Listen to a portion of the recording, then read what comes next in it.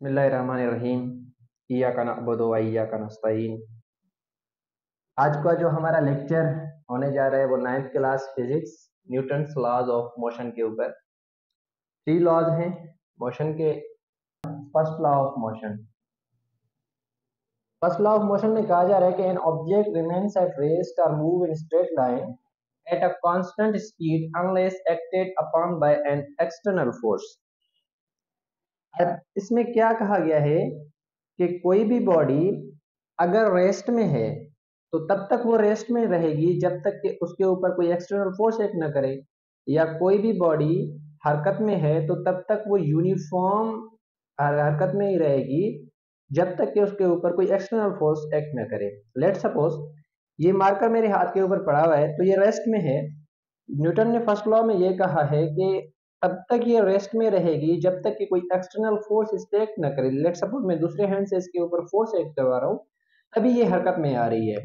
तो न्यूटन ने first law में एक तो ये बात की, और दूसरी बात ये की कि अगर कोई चीज अगर हरकत में है, लेट सपोज एक गाड़ी है वो हरकत में है, तो कहा कि अगर उसको हम ब्रेक न लगाएं, उसके ऊपर रेजिस्टेंस का फोर्स न लगे, तो वो रुकेगी नहीं, वो यूनिफॉर्मली मोशन में जाएगी। अब यूनिफॉर्म मोशन क्या है कि यानी कि सेम वक्त में सेम डिस्टेंस कवर करेगी वो बॉडी। तो न्यूटन ने कहा कि अगर चेंज आता है इस एक्सेलरेशन में, वो भी इसलिए आता है क्योंकि हम एक्सटर्नल फोर्स उसके ऊपर एक्ट करते हैं। तो कहा कि अगर एक्सटर्नल फोर्स एक्ट न करें तो जो बॉडी रेस्ट में है वो रेस्ट में ही रहेगी, और जो बॉडी हरकत में है वो तब तक हरकत में रहेगी। आगे कहा गया है कि it is also known as the law of inertia. अब इनर्शिया क्या है? Inertia is resistance to change the state. Inertia एक रेजिस्टेंस है, वो ये चाहता है कि स्टेट चेंज ना हो। वो इनर्शिया ये कहता है कि अगर कोई बॉडी हरकत में है तो वो हरकत में ही रहे, उसका इनर्शिया ये चाहता है।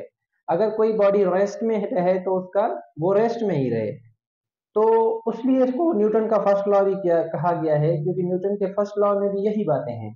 अब ये भी एमसीक्यूज आता है कि अगर किसी बॉडी का मास ज्यादा है तो क्या उनका इनर्शिया भी ज्यादा है? तो हम कहेंगे हाँ। जिन बॉडीज का मास ज्यादा है तो उनका इनर्शिया ज्यादा है। लेट सपोज एक ट्रक आ रही है, उसको अगर हम रोकने की कोशिश करें सामने से, तो हम उसको नहीं रोक पाएंगे, वो हमारे ऊपर से चली जाएगी। क्यों? क्योंकि उसका मास ज्यादा है, उसका इनर्शिया ज्यादा है। उसकी इनर्शिया की वजह से हम उसको रोक नहीं पाते। अगर लेट सपोज एक छोटी सी साइकिल आ रही है, तो हम अगर उसको ज्यादा फोर्स लगाएं तो उस चीज को हम रोक सकते हैं। क्यों? क्योंकि उसका मास कम है और उसका इनर्शिया कम है।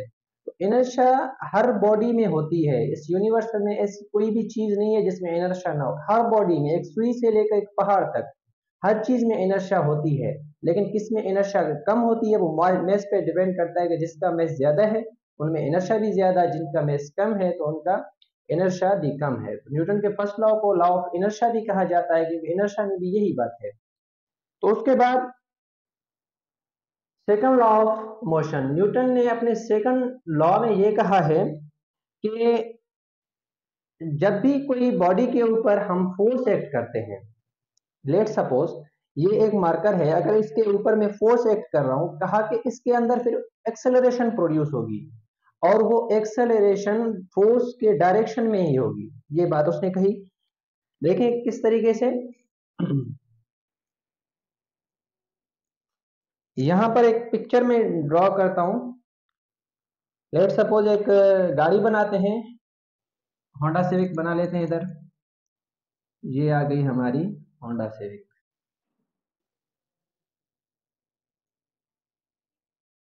ये स्टेयरिंग भी आ गई, और चलें जी, होंडा सिविक तैयार हो गई। लेट सपोज इसके ऊपर अगर हम फोर्स एक्ट करें, यहां पर अगर एक फोर्स एक्ट करता हूं मैं इस डायरेक्शन में, तो इस गाड़ी के अंदर एक एक्सेलरेशन प्रोड्यूस होगी, वो भी उसी फोर्स की डायरेक्शन में उसके अंदर एक एक्सेलरेशन प्रोड्यूस होगी। न्यूटन ने ये कहा सेकंड लॉ में। और कहा कि अगर हम जितना ज्यादा फोर्स एक्ट करेंगे इतना ज्यादा एक्सेलरेशन प्रोड्यूस होगा। बिल्कुल सही कहा। अगर इस गाड़ी पे मैं थोड़ा फोर्स एक्ट करूं तो थोड़ी एक्सेलरेशन, ज्यादा फोर्स एक्ट करूंगा तो ज्यादा एक्सेलरेशन। ये बात की। और कहा कि अगर उस चीज का, उस गाड़ी का मास कम है तो फोर्स भी कम लगेगा उसमें।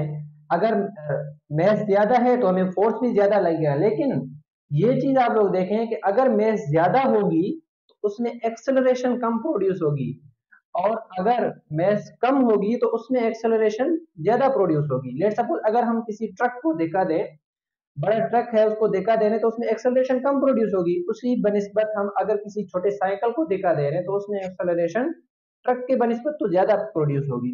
तो इसने एक इक्वेशन हमें दिया, यहाँ पर हम ड्राइव कर लेते हैं। इसने कहा जो एक्सेलरेशन है वो डायरेक्टली प्रोपोर्शनल है फोर्स के।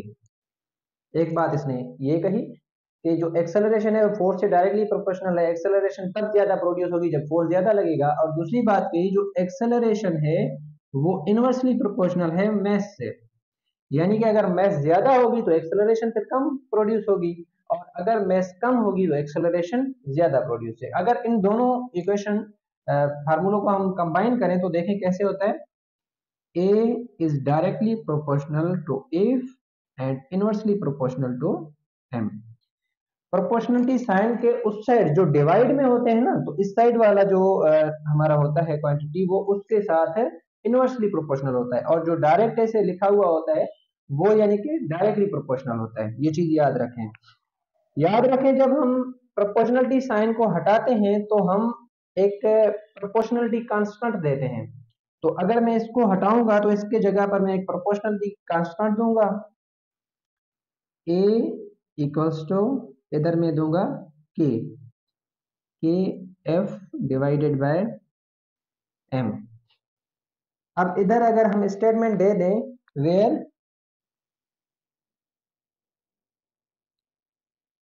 के इज प्रोपोर्शनलिटी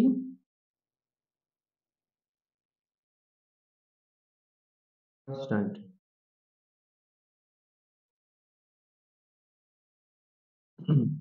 के क्या है प्रोपोर्शनलिटी कांस्टेंट।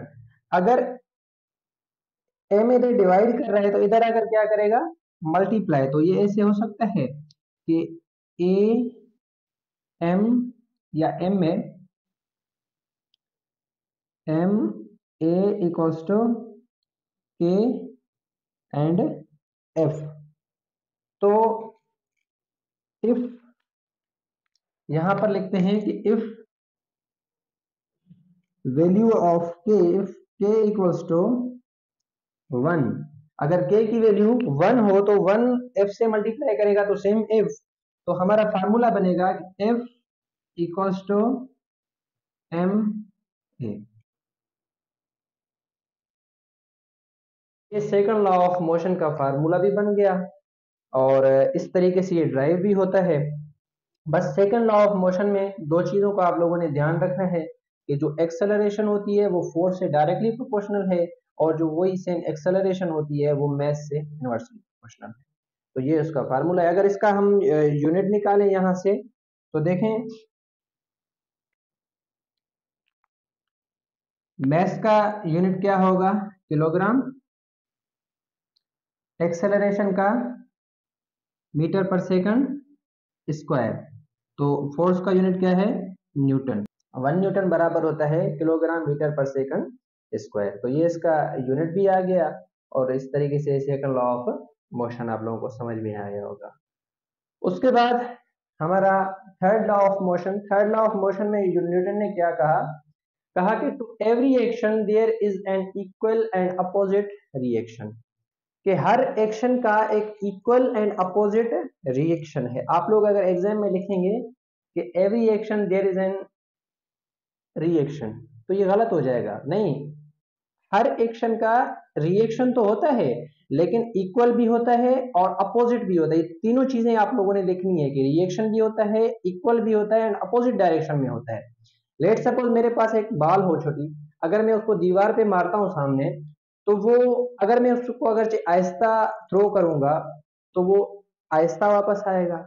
अगर मैं जोर से दीवार पे उसको मारूंगा तो वो जोर से, फिर उसकी एक्सेलरेशन भी इस तरीके से ज्यादा होगी।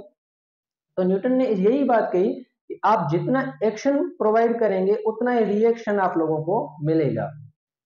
लेट सपोज अगर हम जमीन पे चल भी न्यूटन के थर्ड लॉ के हिसाब से रहे हैं, हम जमीन को पीछे की तरफ धकेल रहे हैं और जमीन हमें आगे की तरफ पुश कर रहा है, तो यही एक्शन का रिएक्शन हो रहा है, तभी हम चल पा रहे हैं। तो लेट सपोज कि एक बुक है, ये इधर टेबल के ऊपर पड़ा हुआ है, ये बुक अगर टेबल के ऊपर पड़ा हुआ है तो बुक जो है एक फोर्स एक्सर्ट कर रही है डाउनवर्ड, ऐसे इस डायरेक्शन में, और जो ये टेबल है एक अपवर्ड फोर्स एक्सर्ट कर रहा है इसके ऊपर। तो जितना फोर्स इसके ऊपर बुक एक्सर्ट कर रहा है डाउनवर्ड, इतना ही फोर्स अपवर्ड टेबल उसके ऊपर एक्सर्ट कर रहा है, तभी ये चीजें रेस्ट में है, यूनिफॉर्म में। देखो ये चीजें रेस्ट में भी इसलिए है कि ये जितना फोर्स एक्सर्ट कर रहे हैं इनको आउटवर्ड भी इतना ही फोर्स मिल रहा है। अब ये बुक डाउनवर्ड एक फोर्स एक्सर्ट कर रहा है और इसको अपवर्ड एक फोर्स टेबल की तरफ से मिल रहा है, तभी ये रेस्ट में पड़ा हुआ है। तो न्यूटन ने अपने थर्ड लॉ में ये कहा कि every action there is an equal and opposite reaction. अगर हम गाड़ी को धिक्का देते हैं तो गाड़ी भी हमें एक बैकवर्ड धिक्का देता है, ये चीज याद रखें। तो हर एक्शन का एक रिएक्शन होता है, ये न्यूटन ने अपने थर्ड लॉ में कहा था। तो बस आज के लिए इतना ही, उम्मीद है आप लोगों को ये चीजें समझ में आई होगी, first law, second law and third law. तब तक के लिए अपना बहुत ख्याल रखिएगा एंड लास्ट थिंग, चैनल को लाइक करिए, सब्सक्राइब करिए एंड बेल आइकन को प्रेस करना नहीं भूलिए। अल्लाह हाफिज।